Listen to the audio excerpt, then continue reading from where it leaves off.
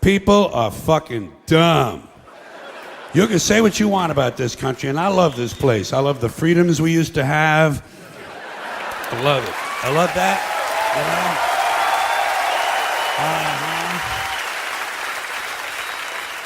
I love it when it didn't take a fucking catastrophe to get us to care for one another.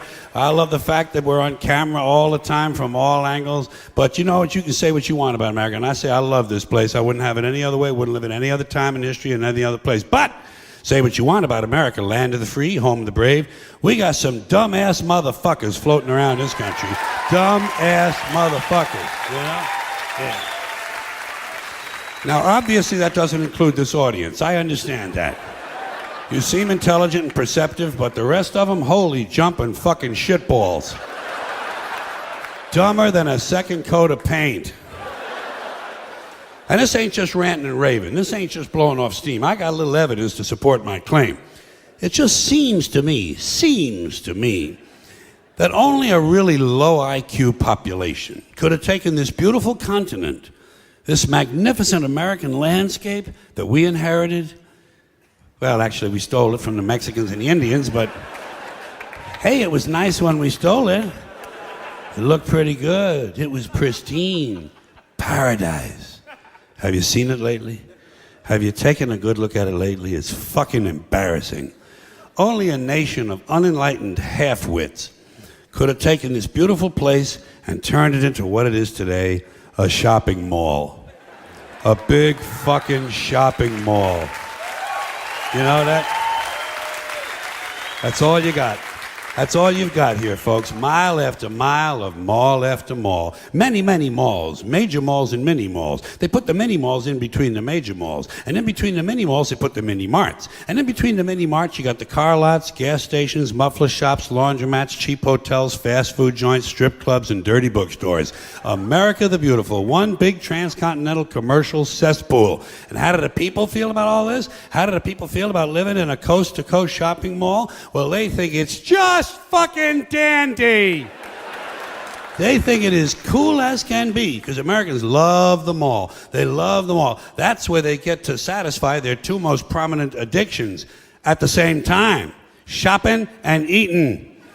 Millions of semi-conscious Americans day after day shuffling through the malls, shopping and eating, especially eating. Americans love to eat. They are fatally attracted to the slow death of fast food. Hot dogs, corn dogs, triple bacon cheeseburgers, deep fried butter dipped in pork fat and cheese whiz, mayonnaise soaked barbecued mozzarella patty melts. Americans will eat anything. If you were selling sauteed raccoons' assholes on a stick, Americans would buy them and eat them, especially if you dipped them in butter and put a little salsa on them.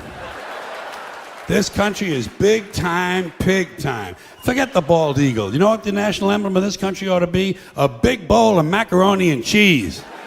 A big bowl, because everything in this country is king size. King size, extra large, and super jumbo. Especially the fucking people. Have you seen some of the people in this country? Have you taken a good look at some of these big fat motherfuckers walking around? Big fat motherfuckers. Oh my God. Huge piles of redundant protoplasm lumbering through the malls like a fleet of interstate buses. The people in this country are immense, massive bellies, monstrous thighs, and big fat fucking asses. And if you stand there for a minute and you look at one of them, you begin to wonder, how does this woman take a shit? How does she shit? And even more frightening, how does she wipe her ass? Can she even locate her asshole? She must require assistance. Are paramedics trained in this field? And standing right next to her, of course, with a plate full of nachos and a mouthful of pie, is her clueless fucking husband, Joe Sixpack. With his monstrous swollen beer belly hanging dangerously out over his belt buckle, this guy ain't seen his dick since the Nixon administration. And if you stand there and you look at the two of them, you begin to wonder to yourself, do these people fuck? Is this man actually capable of fucking this woman? It doesn't seem structurally possible that these two people could achieve penetration. Maybe they're in that Cirque du Soleil or something. Telling you, the people in this country, every one of them is 50 pounds overweight. They are gargantuan. And in the summertime, God help us, in the summertime, they all want to wear short pants. Jesus, Lord, protector of all that is good and holy, deliver me from fat people in short pants. They all got short pants, big bellies, fat thighs, and dumb kids. Short pants, big bellies, fat thighs, and dumb kids. Every one of them's got 2 dumb-ass kids with them. And the whole family is wearing T-shirts, and every one of them's got the same T-shirt. I'm with stupid. Apparently in this country, the stupids are an extended family. And besides wearing them T-shirts, everyone in the family's got on a backpack. They got a backpack strapped to their back so they can carry around lots of stupid shit. And the reason they got to carry their stupid shit strapped to their backs is because their hands must remain free at all times to hold food. And to get that food up to the mouth where it gets shoveled in with all the rest of the disgusting shit they ate that day. And another reason for the backpacks is these people are going to buy even more stupid shit. They ain't got enough stupid shit at home. They just had a stupid shit sale. They got to buy more. They're going to go out in the parking lot and stuff this stuff into the big, fat, ugly, oversized SUV that's got plenty of room in it. Plenty of room in it for stupid shit and lots of room left over for these big, fat, ugly motherfuckers to get them home. Stopping, of course, for jelly roll and fried dough. These people are efficient, professional, compulsive consumers. It's their civic duty, consumption. It's the new national pastime. Fuck baseball, it's consumption. The only true, lasting American value that's left, buying things. Buying things. People spending money they don't have on things they don't need. Money they don't have on things they don't need. So they can max out their credit cards and spend the rest of their lives paying 18% interest on something that costs $12.50. And they didn't like it when they got it home anyway. Not too bright, folks. Not too fucking bright. But if you talk to one of them about this, if you isolate one of them, you sit them down rationally, you talk to them about the low IQs and the dumb behavior and the bad decisions, right away they start talking about education. That's the big answer to everything. Education. They say we need more money for education. We need more books, more teachers, more classrooms, more schools. We need more testing for the kids. And you say to them, well, you know, we've tried all of that, and the kids still can't pass the test. They say, don't you worry about that. We're going to lower the passing grades. And that's what they do in a lot of these schools now. They lower the passing grades so more kids can pass. More kids pass, the school looks good, everybody's happy, the IQ of the country slips another 2 or 3 points, and pretty soon all you'll need to get into college is a fucking pencil. Got a pencil? Get the fuck in there, it's physics. Then everyone wonders why 17 other countries graduate more scientists than we do. Education. Politicians know that word. They use it on you. Politicians have traditionally hidden behind 3 things: the flag, the Bible, and children. No child left behind. No child left behind. Oh, really? Well, it wasn't long ago you were talking about giving kids a head start. Head start, left behind. Someone's losing fucking ground here. But there's a reason. There's a reason. There's a reason for this. There's a reason education sucks, and it's the same reason that it will never, ever, ever be fixed. It's never going to get any better. Don't look for it. Be happy with what you got. Because the owners of this country don't want that. I'm talking about the real owners now.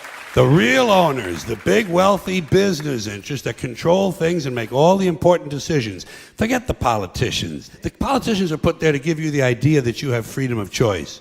You don't. You have no choice. You have owners. They own you. They own everything. They own all the important land. They own and control the corporations. They've long since bought and paid for the Senate, the Congress, the state houses, the city halls. They got the judges in their back pockets. And they own all the big media companies, so they control just about all of the news and information you get to hear. They got you by the balls. They spend billions of dollars every year lobbying to get what they want. Well, we know what they want. They want more for themselves and less for everybody else. But I'll tell you what they don't want. They don't want a population of citizens capable of critical thinking. They don't want well-informed, well-educated people capable of critical thinking. They're not interested in that. That doesn't help them. That's against their interest. That's right. They don't want people who are smart enough to sit around the kitchen table and figure out how badly they're getting fucked by a system that threw them overboard 30 fucking years ago. They don't want that. You know what they want? They want obedient workers. Obedient workers, people who are just smart enough to run the machines and do the paperwork and just dumb enough to passively accept all these increasingly shittier jobs with the lower pay, the longer hours, the reduced benefits, the end of overtime, and the vanishing pension that disappears the minute you go to collect it. And now they're coming for your Social Security money. They want your fucking retirement money. They want it back so they can give it to their criminal friends on Wall Street. And you know something? They'll get it. They'll get it all from you sooner or later because they own this fucking place. It's a big club, and you ain't in it. You and I are not in the big club. And by the way, it's the same big club they used to beat you over the head with all day long when they tell you what to believe. All day long, beating you over the head in their media, telling you what to believe, what to think, and what to buy. The table is tilted, folks. The game is rigged. And nobody seems to notice. Nobody seems to care. Good, honest, hard-working people, white collar, blue collar, doesn't matter what color shirt you have on. Good, honest, hard-working people continue. These are people of modest means. Continue to elect these rich cocksuckers who don't give a fuck about them. They don't give a fuck about you. They don't give a fuck about you. They don't care about you at all. At all. At all. Yeah. You know? And nobody seems to notice, nobody seems to care. That's what the owners count on, the fact that Americans will probably remain willfully ignorant of the big red, white, and blue dick that's being jammed up their assholes every day. Because the owners of this country know the truth. It's called the American dream, because you have to be asleep to believe it.